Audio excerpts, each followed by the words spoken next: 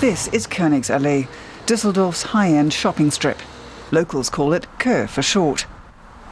Shoppers here like to show off what they've got, making it the perfect location for a new showcase project.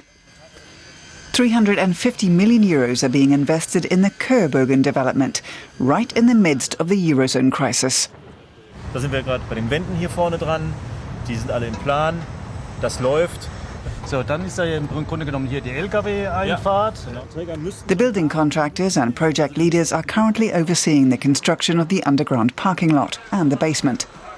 The structural shell is soon to become a glossy centerpiece of the city, not just a regular shopping mall. It's not a shopping mall. We want to emphasize that. The Bräuninger department store will be the anchor retailer. They'll move into the bigger section. The building is divided into two. We call one Haus Königsallee and the other Haus Hofgarten.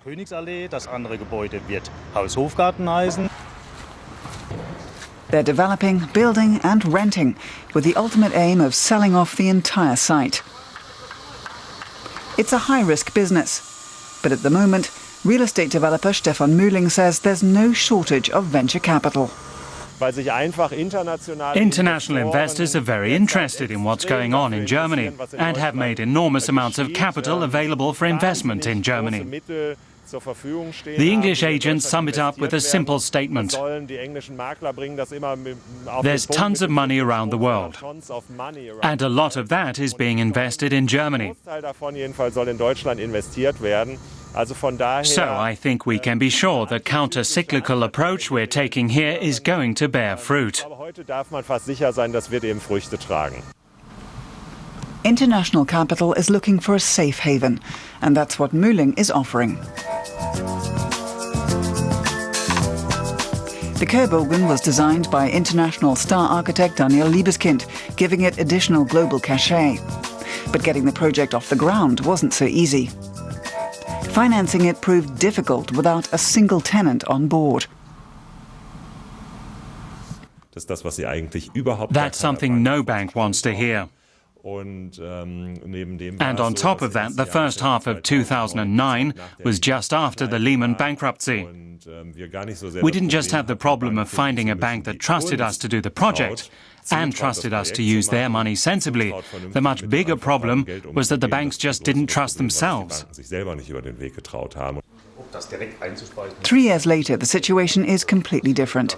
Mühling barely gets a new project on the table when the banks start calling, almost begging to provide a share of the financing, especially here in Düsseldorf. Top locations are completely rented out. Demand is growing and prices are on the rise.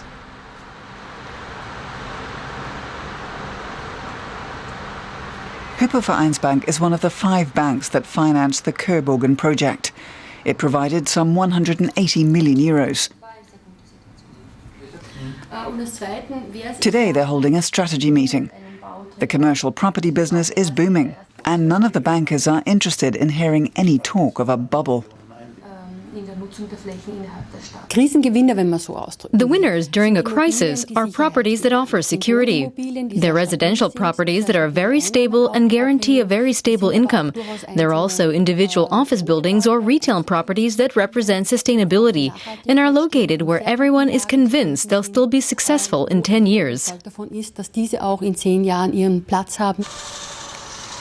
Mühling is convinced the project will be a success. 2/3 of the development have already been rented out. International investors are knocking at his door. It's difficult to deny, but I think in every area where you're successful or you aim for above-average results, a bit of luck never hurts. Sometimes a crisis doesn't hurt either. Stefan Mühling's multi-million euro development is well on its way to being completed next year. And that's when he plans to cash in by selling off his stake.